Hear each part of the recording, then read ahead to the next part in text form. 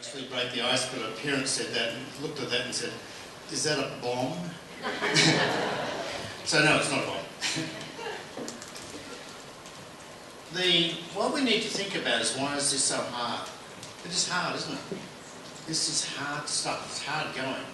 We need to realise why that is the case. The first written account of disability we've been able to find is 3,500 years ago. It was in the Papyrus of Thebes, where it's a description of intellectual impairment in a negative way. So that's a long history of negative characteristic of intellectual impairment.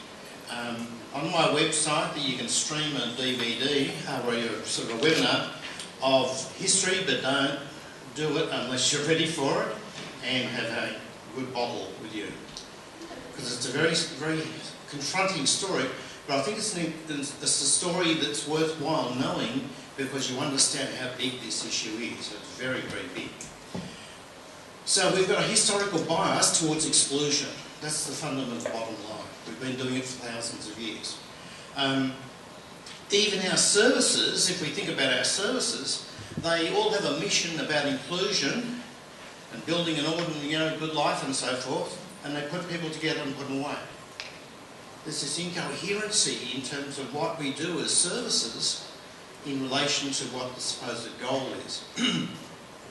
So the reality is that good inclusion is rare and it's fragile. You've heard some amazing examples here, but it's fragile. And as parents, you're going to have to expect all through your life that there's this pressure on, we have got something really good for you over here. Is that true? There's this subtle sort of measure. This is, this alternative life for you there. So you've got to be ready about that. In terms of the law, there's, now I'm not obviously an expert on New Zealand law, but this is my understanding of your law here. You actually did it again for Australia, beat us by 4 years. Your law, I think, was 89, ours was 93. There's also a UN Convention on Human Rights for People with Disability, again saying the full inclusion in the society. Basic meaning, the legislation, it's illegal to discriminate. It's pretty big.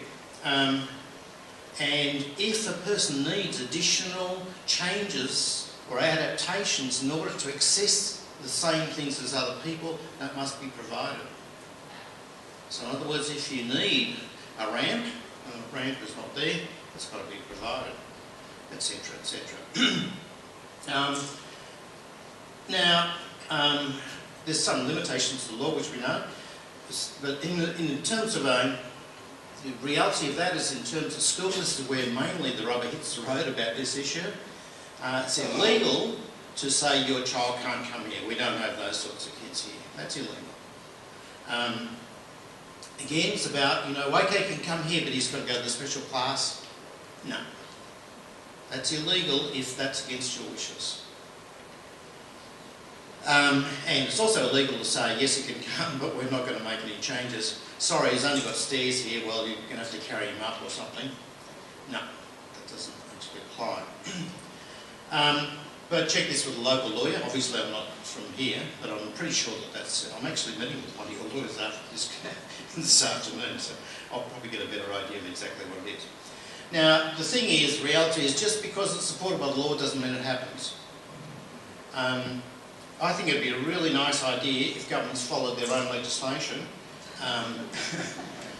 If it's anything like Australia, they don't. That people can get away with saying, no, we don't want you here. And even if you take them on, it'll probably take you 2 years. And a lot of money and a huge amount of emotional cost. That's massive. And we've taken the cases right through to the High Court of Australia and lost on a technicality. And you can imagine what it did to a family. So we always say now, that if you go down that path, what's going to happen is your child will be ostracised at school. Even if you win, the child won't be invited back with a smile. And basically, it's not because people are nasty. They just don't get it. My reality, and I think that most of you would agree with this, is that there's not nasty people out there, are they? They're just average people, just like us, who really believe that what you're suggesting is a bad idea. It's not in the best interests of your child. So, going down the pressure ways, if you're going to do that, get your child's education organised, and then go and get them. Don't actually do this while you're trying to get your child educated, because you'll lose your child's education. This is a really important one. Sometimes you can get so burnt up on advocacy that you lose your child's development. Now, I think it's better to spend 90% of your time on your child's development and 10% on advocacy than the other way around. Because this is big. This is not something you can actually change easily. Okay, but the main way out of this is building partnerships. This is what we've got. If we can build partnerships, things actually start to happen. But there are a whole range of amazing parents before you who've actually stood up for their rights, which means that now you're getting access to education which you didn't, other families before you didn't get. So it's a difficult sort of issue that, you know, how do you actually work with this? Now, one of the issues we've got a huge amount of talk about vision here. And the first time I sort of started thinking about this, I thought, well, do we have a vision for our regular kids? You know, we never talk about visions, but actually we do. How's that? Is that your vision? When you have a child who's born, is that your vision? Somewhere along that line, obviously there's variations and so forth, but that's our vision for it, regardless of what you want. So, and if you vary too much from that vision, they'd probably send the welfare after you, wouldn't they? In other words, the society totally supports that vision. It's deeply embedded in each of us, so clearly that we ask a child, what would you like to do when you grow up? In expectation will be on that line. But then you have a child with a disability, and this happens. Okay, we've got, you know, this wonderful early intervention program down the road here. We get really intensive work. We work intensively with your child. We really boost the child's skills, and as you know from my previous presentation, I'm very much into early intervention and teaching children skills. He's doing so well there. We really need to continue this through his separate primary school where we really work intensively with him. Now, I've never met a parent who wants that vision. Does anyone here want that vision? If we ever asked a child what you want to be when you grow up, do you reckon anyone with a disability is going to say, I want to go to a sheltered workshop? So we've been doing this now for 100 years. That vision, did it lead to an ordinary life? And we've got to think about that. That vision doesn't actually lead to an ordinary life. And the further you go down that path, the harder it is to get out. So these are really challenging, but the reality is that if you go along to a regular school and your child's rejected, you find that your child is set up to be bullied, the child comes home crying, what parent is going to hang in there? You take the child down to the segregated classroom, all of the teachers are fantastic, aren't they? Absolutely lovely, lovely people, really get you, understand you, understand your child, respond to your child as a total individual. So as a parent, that's a really, really tough choice, isn't it? Because you've got this path where everyone really wants you, the other path where they don't. So what we're talking about is a tough path. And I absolutely accept that as a parent, why they choose the other path. I mean, that's just a natural sort of thing as a parent, because that's our most basic thing, isn't to protect our children. That's the sort of the bottom line as a parent, is actually prevent harm for your child. But we need to keep that vision in mind. If you haven't got that top vision, the society has the alternative vision. That's why a child with disability is not asked, what are you going to do when you grow up? They don't get asked that, do they? Because that's the vision that's already set. So this is highly challenging. So it's critical that you have a vision. Because if you don't have a vision, then the alternative vision, everyone will be working towards that alternative vision for you. This needs to be thought through very carefully. It's not only just in terms of where they go to school, it's where will they live, let's take age 18, where were they living? Well, normally they would be living at home.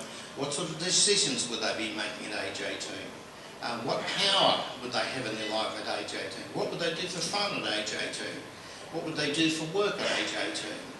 And you start to really, and also in particular, you'd be looking at what are the safety issues at age 18? What do I need to safeguard? So you actually start to think beforehand what we need to build in. Now, if you start building that in at age 5, and you've got 13 years to achieve it, you've got a very good chance of actually getting close to that vision. If you wait till you're 17, you're in deep trouble.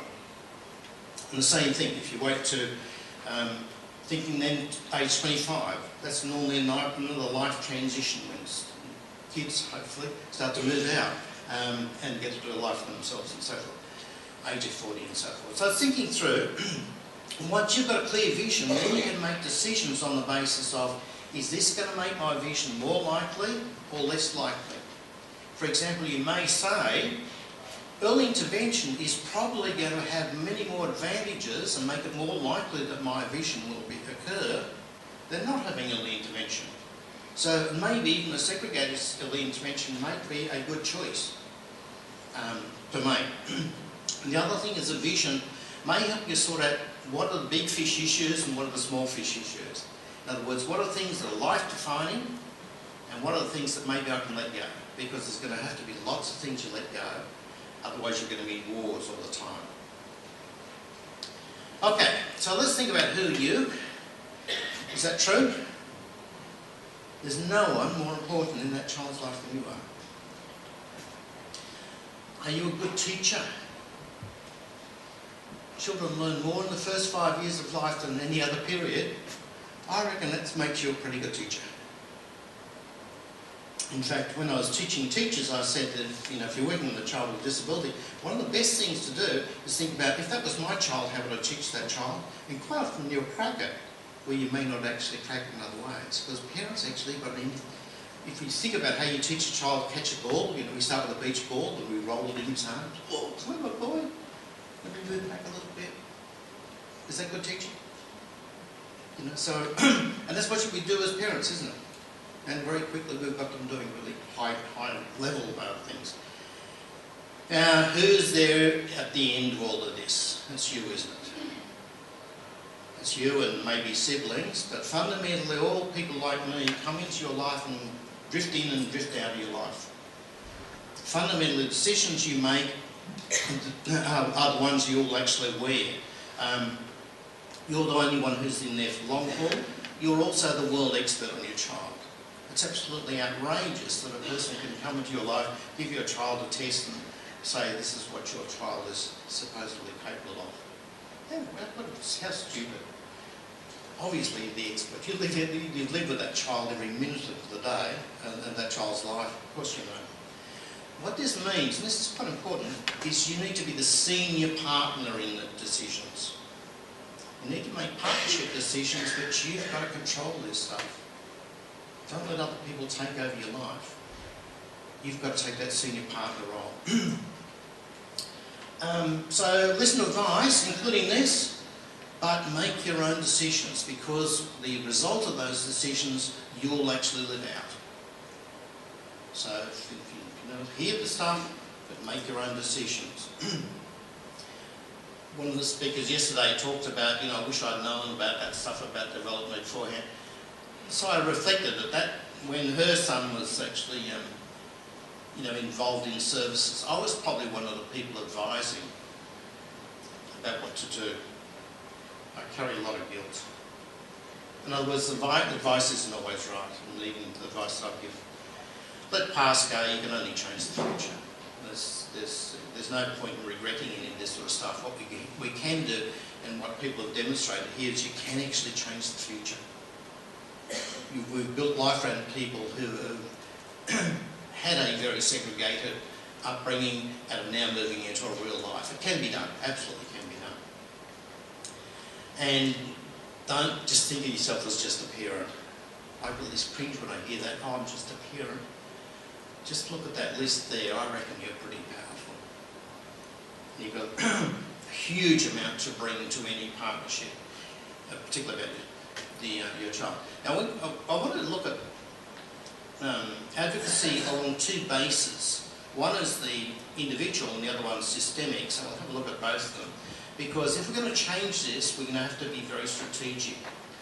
So, would you agree with that? So, beating people up is generally not a good strategy. Okay? Physically or verbally, it tends not to work. We change people by positivity. Would you believe that everyone can be influenced? We need to believe that. The question is how we're going to do it. So we need to believe that thing. Some things we know about human nature, if we give people extra work to do, they're not nearly as interested, are they? So if we can set up a situation where all the person needs to do is rubber stamp a decision and the work's already been done, that's going to be much more likely to occur than if you dump on someone's table a whole issue that they have to do a huge amount of work for. So it means we've actually got to do a bit of the bureaucrat's work in order to actually get through some of this stuff. Is that with you? If your judgment's challenged, what do? You know, the back stiffens. So directly challenging a person tends to automatically produce defensiveness. So it tends not to be the best strategy to actually start off with. And if we do it publicly, we may cement him into a position against us. So you've got to be very careful about that if you're doing that. And then you've actually got to get someone above them to get them to change. All right. Some of you don't believe that, but that's actually true. People don't like to be seen as unkind or unfair. So we try to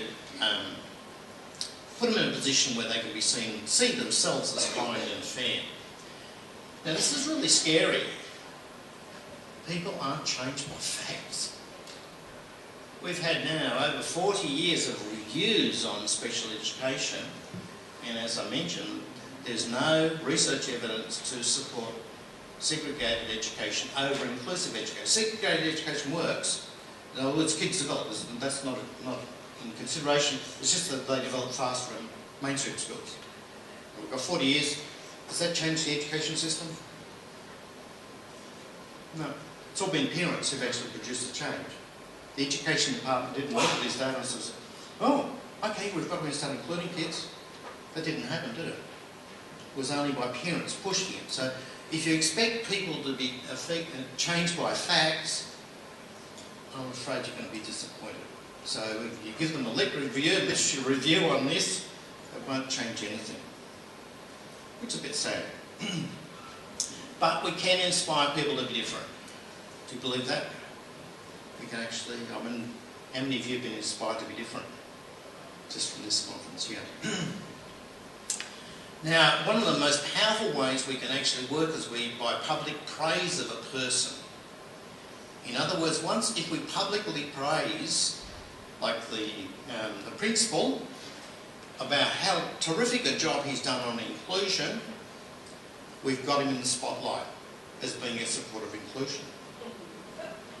So it's much harder for him to back out later if we've actually cemented him in that position. So this is if you're very careful and use that very strategically, you can have a very big effect. Teachers and principals love to be asked for advice. They hate to be told.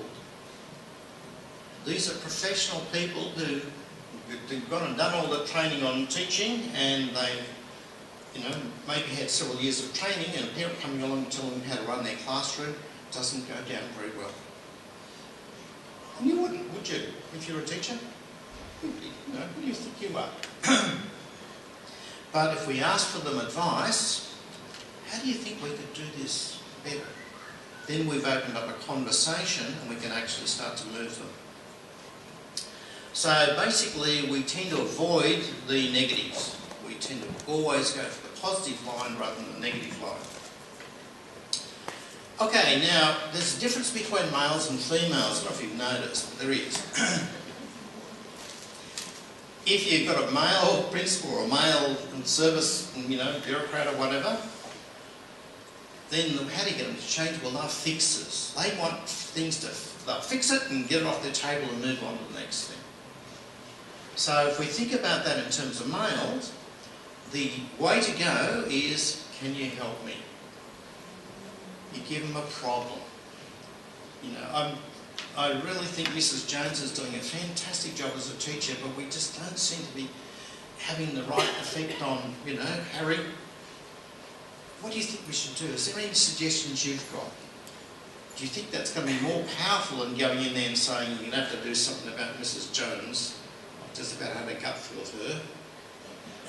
He'll come in straight behind Mrs. Jones. But you present this as a problem that we can solve together, you're much more likely. Now, not so effective discussions. Wasted time. Just gives the problem we'll solve it. Tears of motion generally don't work. They can work on a one-off if you really do lose it, but the idea of, you know, if you break down and cry all the time, they tend to toughen up on you. Threats and intimidation then generally won't. And cards don't work. Is this true, guys? You don't like cards? Men don't like cards. What are you going to do with it? You stick it on your desk and you look like a goose? You put it in the bin and they'll notice it? What do you do with it? So you give them a letter and they can stick it on file. We can do something with that. But yeah, just don't do cards. Women are different. Women are talkers. They like to discuss issues. So they're much less on the fix-it idea, they're much more on the idea, can we talk about this? Can we actually get together and have a discussion about this? This is the way that we can actually start to engage them around an issue. We start to talk to them around this. Sometimes you can use that one about, it's a bit of a dirty trick, you know, as a mother you would understand. You've got to be careful with that one, but sometimes that works. You can actually come in at that level. Cards are good. Do women like cards? Yeah. They leave them on the desk. So, not so effective, demanding an immediate answer. It'll almost certainly be no if you demand for a woman. Again, tears and emotion, similarly, if a woman reacts all the time to tears and emotion, she may be judged as weak. So they may in fact even be harder against tears, which is a bit scary, isn't it? And again, they're not in those positions, senior positions, if you're able to be intimidated. They've learned how to be males in terms of intimidation. Okay. Now the trick about it, anyone who's worked in a bureaucracy, and I worked in one for 20 years, then they don't know what they're doing. They're all over the shop. They haven't got a clue. They've got these systems organised that are really quite effective to actually give this impression they know what they're doing, but fundamentally on the surface they don't know what they're doing. No one knows what the person in the next room is about, etc. But they've got this traditional way of working, and it actually works quite well most of the time. But if you come up with strategies that are clever, you can actually turn them on their head. They don't know what to do, how to handle it. We'll talk about some of those. However, how many of you can handle being in a room with 14 therapists? You know, you've got the OT, the physio, the psych, all these people saying you're wrong. That's pretty powerful, isn't it? It's very hard as a parent to say, my gut feeling is that this is wrong, but what about all this? We tend to bow down to professionals, and particularly we tend to be scared of principals because of the office experiences as a kid. One of the great things about being a associate professor of education was that I actually scared principals because they can remember being supervised. You know? So it's an advantage. Okay, so if you look at this in terms of an individual, you're looking at your vision. What is the key thing you're after in this particular situation? So you're trying to be very clear of what you're actually wanting and sort out the big fish from the little fish. Do you all get that idea? The big issues from the little issues. What is a life-defining issue that's involved here, and I must hang on to that one? What are some of the issues I don't want to let go, but I'm willing to let go in order to protect the big fish issue? If you go into a meeting organised in that way and your head is organised in that way, you'll come across as very reasonable. You know, she gives and takes, all of this sort of thing. You're clear.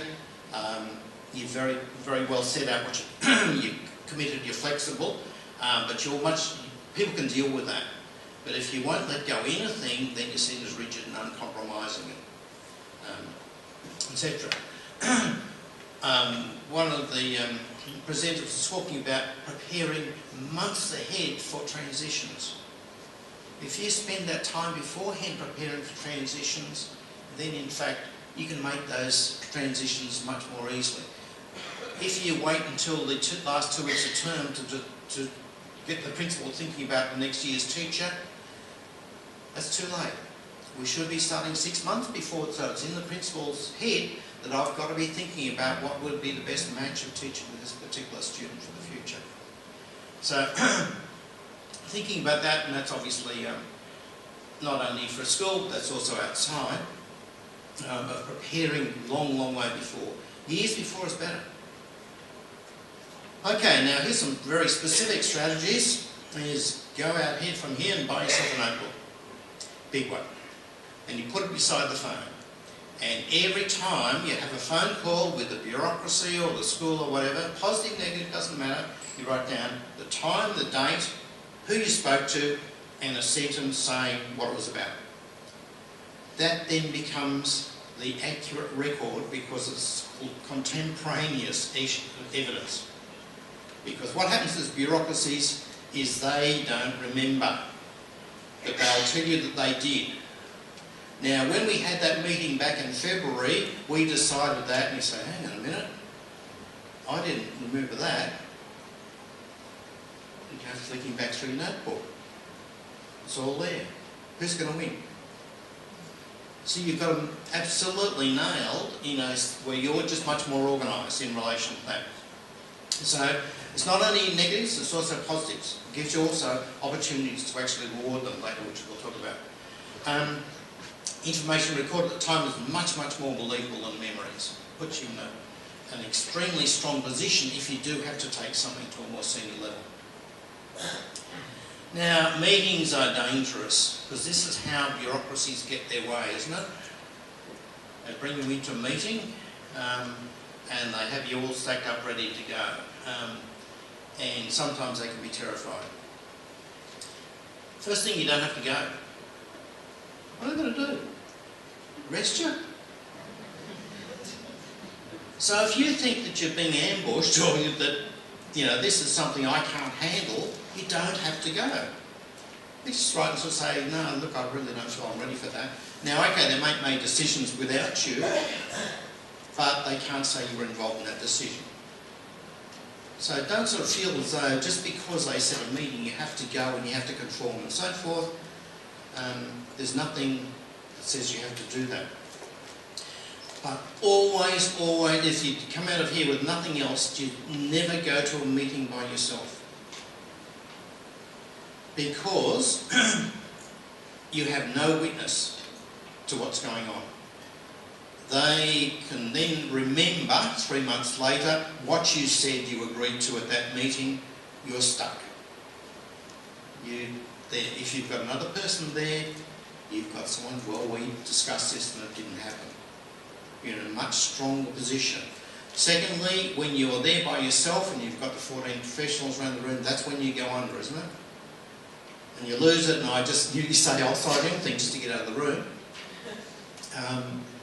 With another person there, that person can actually take over for you to say, look, I think we should just stop this. This is, we need to come back at a later time. They can actually get you out of there. So, say to parents, never go, even positive meetings. It's fine. It doesn't have to be negative. You go in always with someone else. There's no reason why you couldn't have 4 supporters going to a meeting. They have 14, so why can't you have 4? I mean, it's a bit silly, but how unbalanced is all this stuff? We've got to actually think of that. So the best way is that they just notate. Okay, and my friends here just keep notes so I don't forget stuff. They can't stop you doing that. But that's dangerous for them, isn't it? Someone actually there taking notes. Okay, things, some of you may relate to this. You go into a room with this, stacked room full of bureaucrats all lined up against you, and you know they've had a pre-meeting. If you've worked in the bureaucracies, you know this. They have pre-meetings to decide what the outcome's going to be before they actually go into the meeting. You can have these glances across the room. We know about it. Your seat is pre-allocated. Everyone's introduced in such a way to put you down. Is the OT, the physiotherapist, etc. And there's this large file which you have not got access to. Is that sort of set out to terrify you? Well, that's a pretty effective strategy, isn't it? Okay, so in terms of strategy of how we handle this, get there early and sit next to the most powerful person. Because it's very hard to attack the person next to you. I was quite serious about this. This is a very powerful strategy, is you really throw them. And it evens the room out much, much more, rather than someone. If you're across the desk from someone who can look over their glasses at you, you're in deep trouble if they want to do something against you. If they're next to you, you're really invading their personal space, and it's very much harder for them to actually come across that way. We quite often have someone, we have our, other person in there, and we have them sitting next to the meeting recorder. First of all, so we know what they're recording, but also it throws the meeting a bit in terms of power structure. So, if there's any bureaucrats here, I'm going to get in big trouble. Okay. For the meeting, try and find out what it's about. Sometimes you get this email or message, can you come to a meeting at, this morning? Okay, what's that about? And you walk into one of those meetings and you realise you're in deep trouble. So try and find out what's this about. Is my things going to be raised on the agenda, etc. Always expect the best, because lots of meetings are fine. They're really positive, and there's really people trying to work out what's best. But be prepared for the worst, because they're not sometimes. Have some of you been caught in a really nasty meeting? Where you sort of been. It's quite common.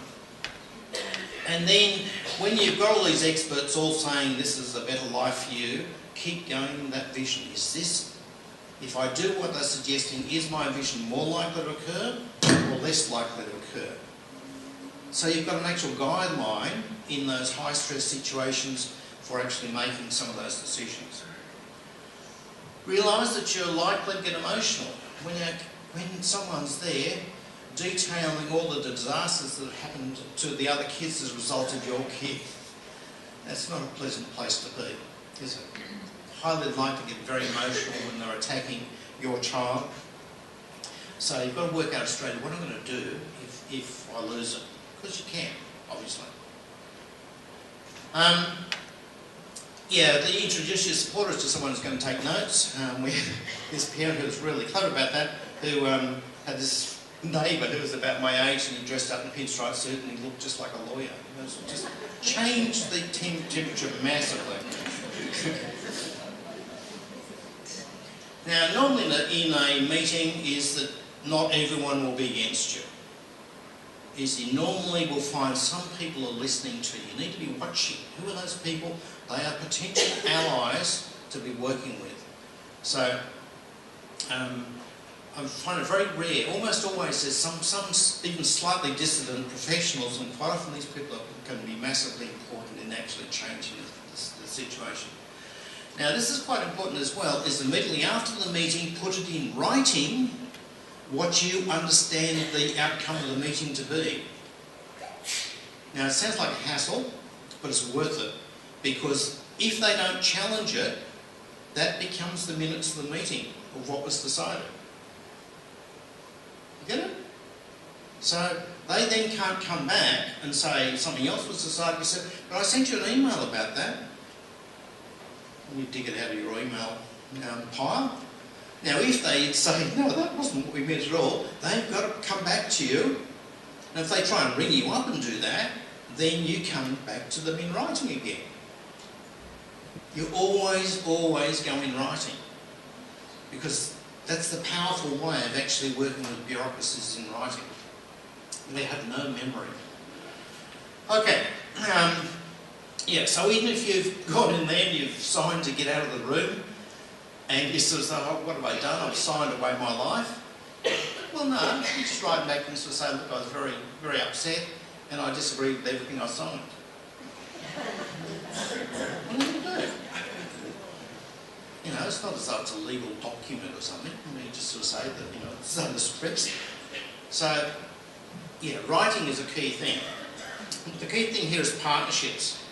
We're always trying to build partnerships between key people. We've just done some research where we interviewed, first of all, right across Australia, we interviewed parents and teachers who were actually working positively with inclusion. These were teachers who were actually doing well. The parents said, this is a good teacher. Now, we asked the teachers what were the things that made the most difference in terms of successful inclusion. Number one, partnership with parents. Number two, collaboration with colleagues. And then you went to all of the aids and all of the other riffraff. No, but the bottom one was pre-service education. Below other. Okay, so we're always looking for opportunities. One of the ways lots of schools, parents go and join the canteen. You know, they go and work in the canteen. That's where the relationships are built. That's where power is quite often in situations. Always looking for advice, always praising, always just coming in as this positive person is always there. Never negative, never not nitpicking, just totally positive all the time. Agreeing to minor things, as long as your big picture's safe, it's going to be much more powerful. Now, anyone feel as though they're overappreciated? Okay. So we're all susceptible to flattery, aren't we? Now, so we've got to be very... Use this, obviously, when I say card, you know, which gender now, which do I actually use a card for? You actually, if something good happens, you write to them about it. Now, we quite often will talk to a teacher and say, oh, you've been a wonderful teacher, and they like it, but that doesn't go anywhere. I know teachers who've got a letter from a parent and they've held it for 10 years because they get so few of them. And do you reckon even a senior bureaucrat gets many letters like that? Almost none. Do you reckon they're going to appreciate it? Or even a minister. They don't get very many positive ones. Same thing. If you just sort of say, specify what you're rewarding. Otherwise, it's sort of, they don't know what they were being rewarded for. So I really, really appreciated the way that you handled that meeting and, you know, had a positive, even if it was just at that level, nothing really could have happened, you start to reward them for anything positive. Catch them being good. Same as kids, you know, it's the same thing. Okay, letter's much more effective than an email because a letter can go on file. Emails tend to get lost. Yeah, always specify what they're about.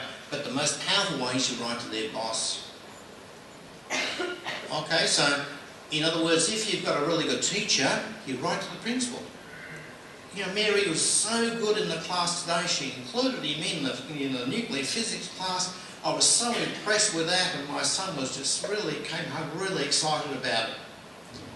You write to the principal. What do you reckon the principal's going to do with the letter? You go down to Mrs. Jones. I've got this lovely letter about you. And then it goes on her personal file. Powerful? So again, you know, if it's a good bureaucrat, you write to the minister. If it's a minister, you write the newspaper. You're always trying to catch them being good. Now it makes it much harder to retreat then, doesn't it? If you've been told, your boss has been told you're a real supporter of inclusion, that's really hard to back out from, isn't it? So you actually, again, put them in the spotlight of that. And you build up brownie points as a nice person who's actually being very supportive of the whole situation. And you're less likely to be seen as a whinger, and you're more likely to be able to listen to if you do raise an issue in the future. Now, longer term strategies, which is quite important because this is big. We're talking about a 3,500 year issue here. How long have we been doing inclusion? 30 years. 30 years in terms of 3,500. Have we got it? You see, this is a bit, we're very, very new at this sort of stuff. Demonstrative advocacy. How many of you have been massively affected by what you've heard about people's stories? Which is demonstrative advocacy, isn't it? It's just, wow, I never thought that would happen. You're finding successful examples and you're actually pointing them out. Sometimes literature can be useful in terms of doing that. Well, quite often in schools we're working with Christian schools. And a lot of Christian schools, I can tell you, aren't very Christian. So we hit them with the parable of the Samaritan. If you know about it, it's worthwhile going and checking it up. Go and look it up and Google it if you don't know what it is. It's a good one. It's a very powerful one. But if, like Surah 4 in the Quran, talks about people with disability very positively. So, you know, if you actually dig, you can find stuff that you can actually use morally against them, because this is a moral issue, isn't it? It's about who belongs in our society, who belongs in our school. These are the moral issues.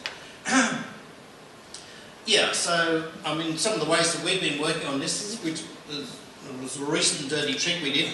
Well, actually, we started off in 2000, and what we did is we surveyed parents all over Australia in relation to rate your state on how well it's doing on physical inclusion, social inclusion and curricular inclusion, and on the 10 requirements of the United Nations Charter on the Inclusion of Kids with Disabilities. And how many states do you reckon passed when rated by parents? None. And in WA, when of course we said that to the ministers, every minister, in education, and our Minister of Education said, I'm not having our state score 3 Ds. And he told his department to try and fix it. And we had 5 years of this most amazing, where the department was being told by their minister to fix this. And they did some amazingly good stuff. And we just repeated it. And so it's about to be published in probably the next couple of months. And they've all improved about a whole grade. Only one state passed in one area, but you know, they're getting closer. So, this is just a strategy. Thinking, okay, how can we actually change this system? Because we're thinking about this in a big term. Another way is that you've got, I think, a similar thing in terms of standards for educational standards for inclusion, which in Australia anyway, all schools are supposed to meet these standards. Well, we're actually working with some lawyers on how we actually can do that in such a way that we actually start to get parents to evaluate their own school on inclusion, and then we'll publish the results. That could be quite powerful because it's a legal document. And if we build supportive business, I mean, some amazing stuff is happening up in the Iora in WA, where normally we go along for a charity, don't we? Oh, give us some money, for the poor disabled. They have gone along to, like, Broken Hill Propriety, these massive multinationals, and said, no, we don't want any money, we don't want anything. What we want is for your senior executives to adopt a family. And they got agreement to that, so they would just get to know a family, just pop around, have a cup of tea with this family, and talk to them about their life. It's been miraculous because there's things like, we've been waiting 9 months to get a wheelchair ramp. We have to carry her up into the house. The guy gets on the phone, gets a team, and they built a certain thing in 2 minutes flat. Do you think that that's also changed that executive in terms of what's going on? He's starting to build support and broader. This is another Australian, this is an amazing family I'm working with at the moment, Katia Malakris. What she did initially was that she was looking at advertisements for kids, and she said there's never any kids with disabilities in advertisements. So she wrote to the company that was actually advertising their clothes and said, why haven't you got kids with disabilities in there? These kids are just part of the normal population. And they said, yeah, well, okay, that's a good idea. They flew her over with her, at that stage, about 3-year-old son with Down syndrome, and they produced this amazing spread. No mention of disability. It was just these range of children, one of whom had a disability. He was just part of it. What a great message, eh? So that's just a parent who's just did that. She also hates women's magazines, you know, who's married who and who's divorced, you know, those sort of things. She's a lawyer. But she said, this is what the majority of women read. So she got herself interviewed by that magazine about the issues of inclusion. It's a powerful strategy, isn't it? This is someone who's thinking very big. Now the other thing we've just actually presented to the education department. She's saying, okay, I've got 3 kids. When my regular child goes to the school, on the right-hand side there, he's seen as an asset.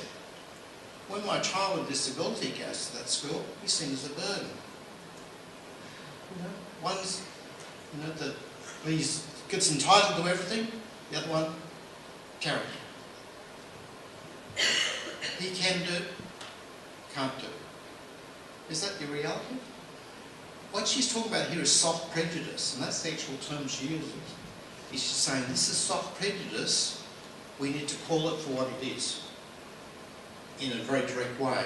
And we're actually, when I go back, I'm actually meeting with very senior people in the education department with her to discuss how they might actually start to think about changing the culture in relation to these sorts of issues. Big picture stuff of changing. There's the other things that happens to you as a parent, she's actually called. If you start saying, I want an ordinary life and I want my child to be in the regular education, you probably need counselling. You haven't accepted your child's disability. Many of you had that one yet? That's sort of certainly that measure. Parents are all over the place. I mean, if you work as a teacher, there's all sorts of parents. They come with their expectations and you just work with them. If a child with a disability, they need to manage your expectations. You know? So the relationship is this uncertain one. Yeah, well, parents are worried about the exclusion of their siblings. You know, that's not an issue for the children with that disability, and so forth. She's trying to point out the actual differences. And the third part of that, which I couldn't fit on the other here, is how a good school would look. So she's also putting out how this would look. Now, I'm going to go back and hassle her again. I'm trying to get her to actually write this up so we can publish it as well, because I'd really like to get this stuff out there for other families. Now, the other thing is that, you know, what do you do if it all goes wrong? What you've got to think about is, particularly in education, you've only got a 12-year window, really. So, you know, K to 12 is that sort of, I'd go to you going to 21, but fundamentally education is the K to 12 for most kids. You haven't got time to change the system. We go looking for a school. We say that to be included in school, you need 2 things, the will and the skill. If you haven't got the will, that's a moral issue, and I don't know what to do about that, send in a priest or something. But the skill I can deal with. I can teach teachers, I can work with that and we can get that happening. But you need to maybe just look for the one with the skill, with the will. If they've got the will, we can actually work with that. And sometimes you've got to go to a different school. One parent, which is quite interesting, I don't know if the same thing would work over here, but she had this terrible time at a Christian school. And eventually, left and went to we said, well, okay, what are we going to do now? And so we went and looked at the website and said, what are all the schools within a 5-kilometre radius of this parent's home? Now, I don't know what the situation here is, but there was 22 primary schools within a 5-kilometre radius. Oh, that blew my mind.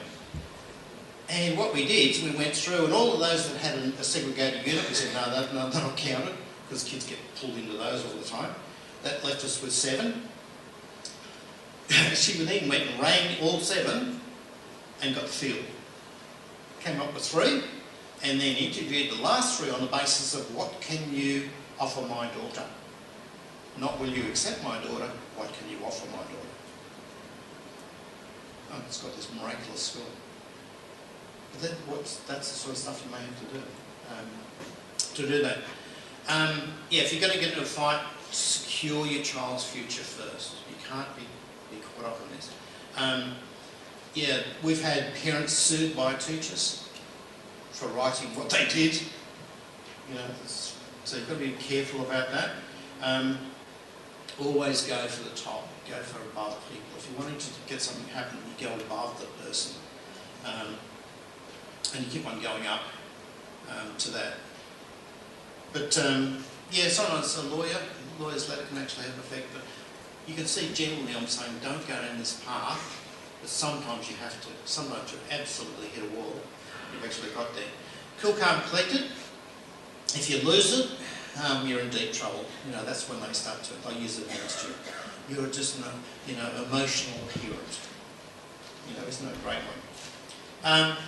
Now, this room would change the system.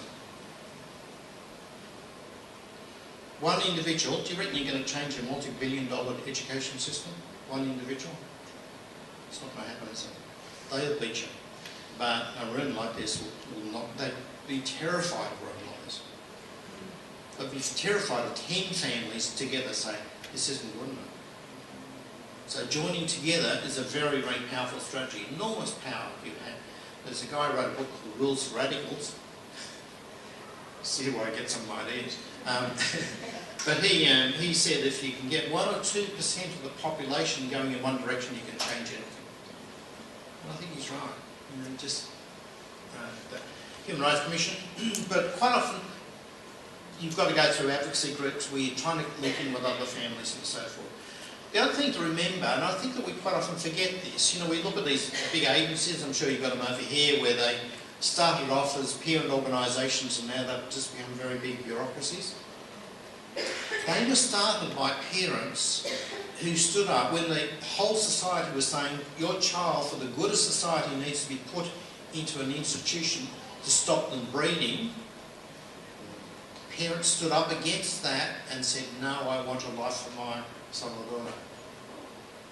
I reckon that's incredibly brave, don't you? Now, the other giants were standing on the shoulders of in terms of that. So I think we need to respect that, even though those systems have sort of lost it. Fundamentally, the parents who did that, you're the parents for the next generation. Will actually take the next generation through a different world. I think that's it, actually. Yeah, okay, how long to fix it? Well, probably a while. Have women got it yet? No. 150 years. Now, I reckon we're doing better. If you think about it, I started as a mental retardation nurse, working in 2 islands in the middle of a shark-infested river. I reckon that's a pretty good symbolic, you know. Now, in the most horrific situations, and I know you've got the same thing over here, and now we're talking about including people with an intellectual impairment at university in one working lifetime. I reckon that's pretty impressive, don't you? So when you think of this is so slow and so, and as a parent it is, when you look at the big field, this is a massive shift. I don't know of anything else that's shifting so fast. But we can lose it, can't we? We can lose this very easily. So we've got a bit there. But you're changing the world. And you've got to think of it in those terms. You are actually changing the world. This is from a society for 3,500 years that moved one direction. We're saying, no, that direction is wrong, we're moving in a different direction. This is big stuff, but we can do it. And it's very worthwhile. Thank you.